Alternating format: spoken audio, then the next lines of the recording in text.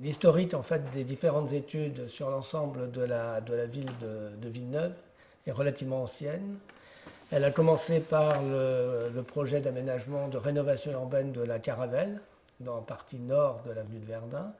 Elle s'est ensuite continuée par le projet de la ZAC de Villereine, qui est un projet de construction neuve sur la base d'anciennes activités liées à la Seine et qui se sont déplacées.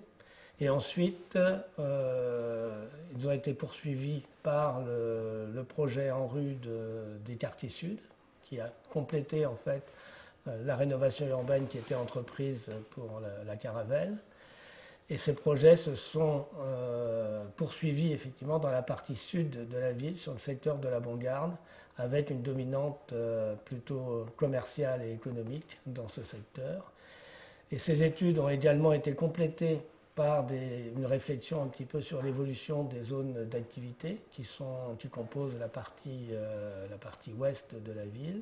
Par rapport aux études qui étaient plus portées sur la rénovation urbaine ou sur le logement ou sur l'activité commerciale, l'étude centre-ville est une étude effectivement globale, parce que là on touche à la centralité de la ville de Villeneuve.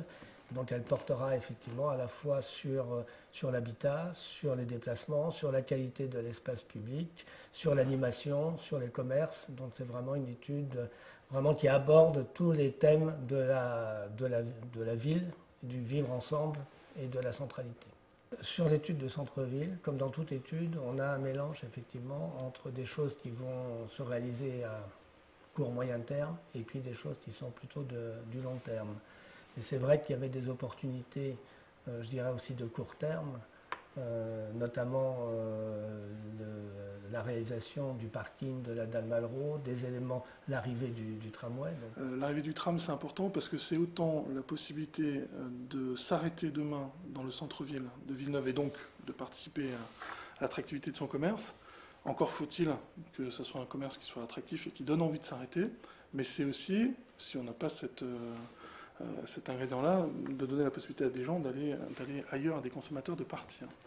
Le deuxième élément qui a fondé un peu notre réflexion commerciale, c'est l'arrivée du centre commercial de la Bonne-Garde, dont l'attractivité va bien au-delà de Villeneuve, mais qui a du coup posé un petit peu l'échelle d'intervention et de positionnement du centre-ville entre donc ce centre commercial qui a une vocation régionale et puis l'offre de proximité qui est aujourd'hui au service des habitants et qui se retrouve dans tous les quartiers de la ville. L'idée, c'est évidemment comment on renforce l'attractivité de notre centre-ville, à la fois sur les commerces existants, puis à la fois sur des commerces qui pourraient se déployer demain.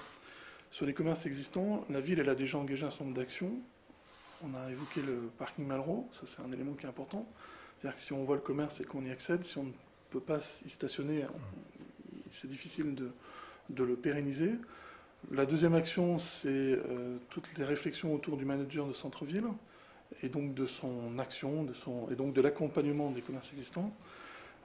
La troisième action à court terme, c'est tout ce qui est relatif, alors c'est un peu technique, mais c'est le droit de préemption, c'est-à-dire donner la possibilité à la ville demain de porter quelques locaux commerciaux qui vont permettre à des commerces qui sont peut-être fragiles de rester sur le centre-ville et donc de participer à la diversité des commerces, en particulier les commerces de bouche, pour lesquels les habitants se rendent tous les jours ou toutes les semaines. Il y a des actions qui sont plus à long terme et qui sont là plus des réflexions sur la place du marché dans la ville, la place du boulevard Gallieni, le lien entre Gallieni et Verdun en termes de programme, en termes de mutation du commerce existant.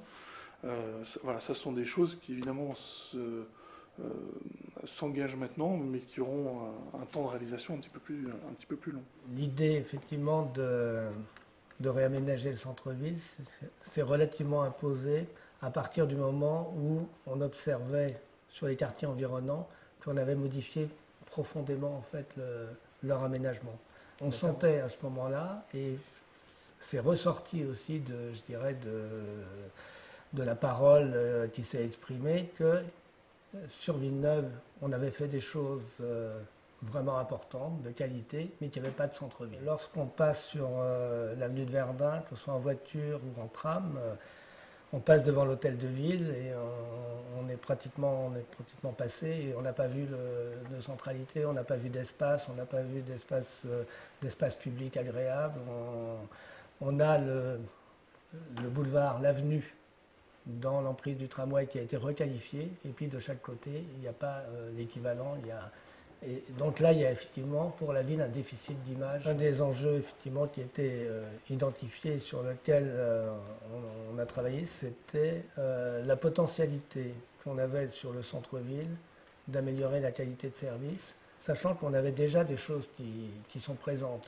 On a l'hôtel de ville, on a un certain nombre de commerces déjà existants, mais finalement la mayonnaise d'ensemble ne prend pas, parce qu'il manque un certain nombre d'éléments, et puis d'autres équipements qui sont un peu dispersés. On a la poste qui est à un autre endroit, on a la bibliothèque également qui est éloignée du centre-ville. Donc là, il y avait un enjeu effectivement à se dire, il faut retravailler, reconcentrer un petit peu un ensemble de services autour d'un espace unificateur, fédérateur, si on veut, et notamment en matière pas simplement en matière d'équipement, mais aussi en matière de commerce. Le centre-ville aussi, c'est un lieu où on habite. Donc c'était vraiment un enjeu important de pouvoir composer un espace sur lequel de l'habitat vienne prendre place, sachant qu'on a des espaces qui sont relativement mal aménagés actuellement. Donc je pense particulièrement à tout ce qui est en partie nord, c'est autour du marché où on a effectivement un peu une confusion je dirais des espaces, des rues, et pas alors qu'il y aurait une capacité effectivement là d'accueillir de l'habitat à proximité de l'hôtel de ville, à proximité du square. Et de la même façon sur la partie sud, tout le secteur à la fois de la parcelle Emmaüs, mais aussi de l'allée Saint-Paul, de l'impasse Daniel, sur lequel on a des fonctionnements urbains qui ne sont pas agréables et sur lequel on peut aussi améliorer la qualité de vie et d'habitat dans ce secteur. Les orientations principales reprennent un peu des thèmes qui ont été définis en atelier, notamment l'idée de créer un véritable lieu, donc ce qu'on appelle un peu une place centrale sur laquelle pourrait se développer commerce, services autour de l'hôtel de ville, intégrant le square de l'hôtel de ville. Des orientations également en matière d'accessibilité, puisqu'il va y avoir déjà effectivement le parking Malraux qui va être ouvert. On a également une réflexion sur le déplacement du marché, parce que le réintégrer au cœur des commerces et au cœur de la centralité, et en même temps permettre de recomposer la partie nord au nord de l'hôtel de ville.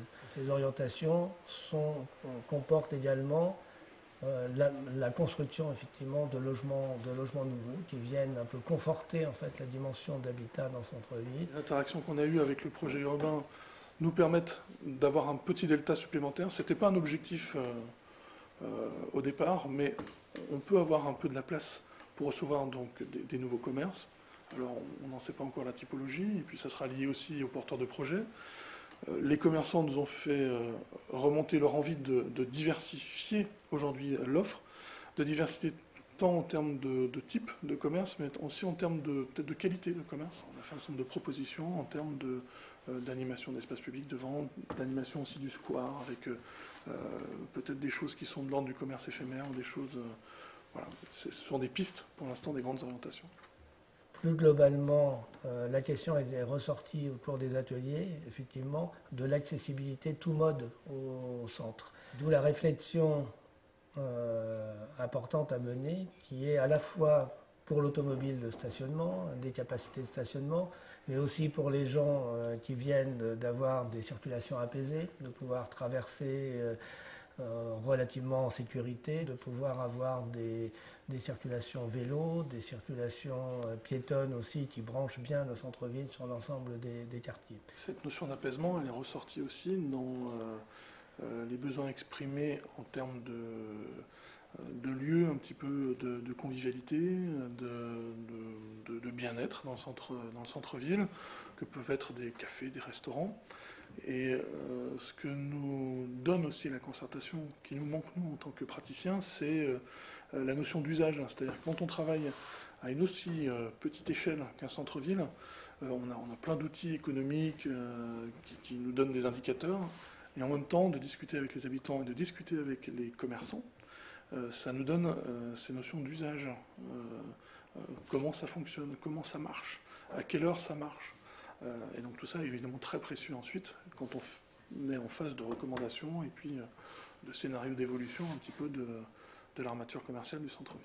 Ce qui était intéressant, c'est que finalement les interrogations des habitants, ou en tout cas leurs souhaits, ne sont pas si éloignés des réflexions que peuvent aussi avoir les commerçants sur leur centre-ville, que ce soit en termes de, on a parlé de diversité de commerce, de se sentir bien, d'être plus attractif.